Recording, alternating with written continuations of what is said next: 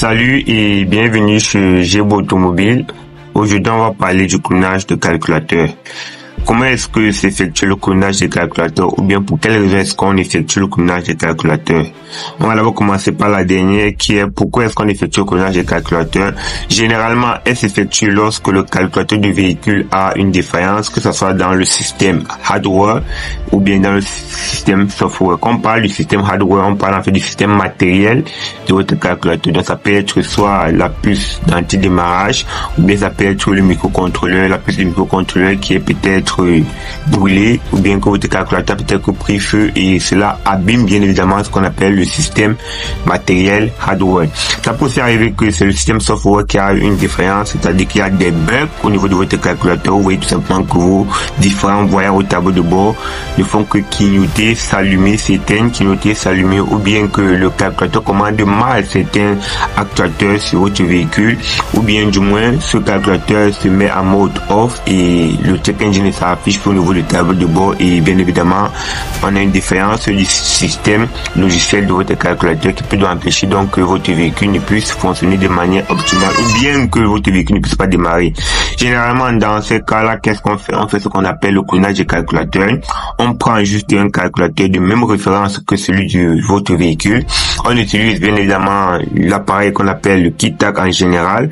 Ça peut être autre appareil, mais comme on le dit souvent, on utilise généralement ce qu'on appelle le KitTag qui peut bien évidemment lire votre calculateur moteur et par la suite, quand il lit le calculateur moteur, c'est-à-dire qu'il peut le lire par BDM, c'est-à-dire simplement directement sur les bouches de votre calculateur, il peut le lire par OBD sur la prise OBD de votre véhicule et lorsque vous faites la lecture, vous allez tout simplement extraire les données du calculateur, que ce soit les données de l'anti-démarrage, de la puce EEPROM, que ce soit les données du microcontrôleur, vous allez les lire tous et bien évidemment aller sur le nouveau calculateur, les réinjecter tout simplement.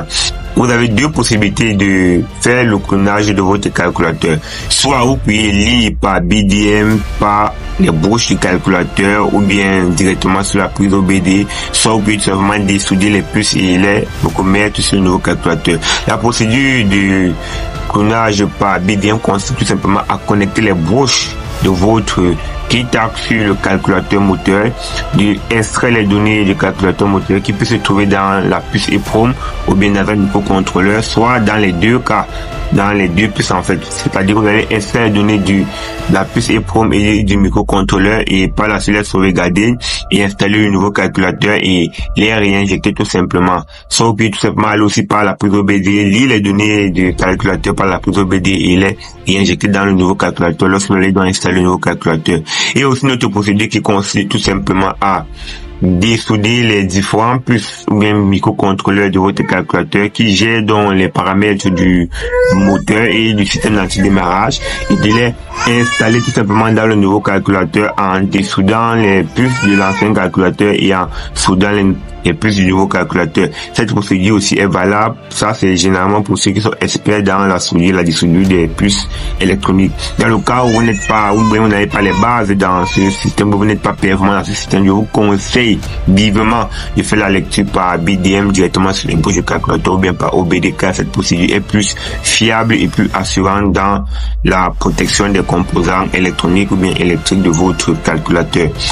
À bientôt pour une prochaine vidéo et si vous n'êtes pas encore abonné sur cette chaîne, abonnez-vous car de temps en temps on va publier de nouvelles vidéos afin de vous édifier.